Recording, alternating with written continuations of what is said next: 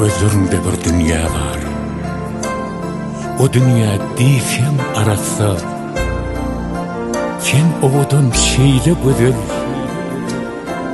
aýdyn günden müňesse.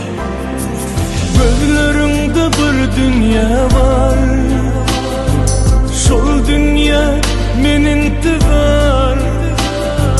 Sen owadan şeýle gözel, bolmana ömürlük yar.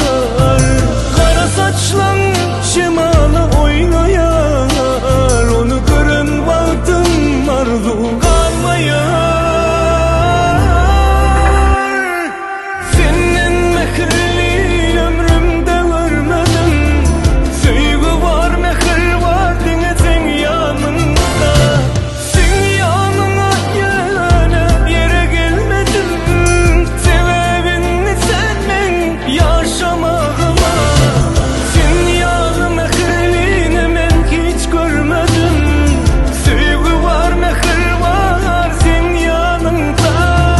Yönü yerden senin hıyalımda, sebebimin canım senin canında.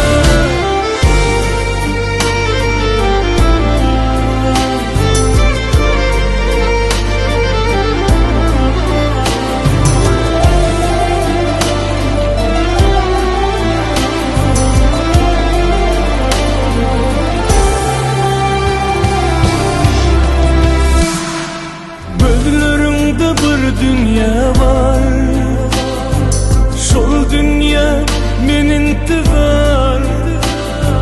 Sen owadan şeýle gözel, bolmana ömürlük yar.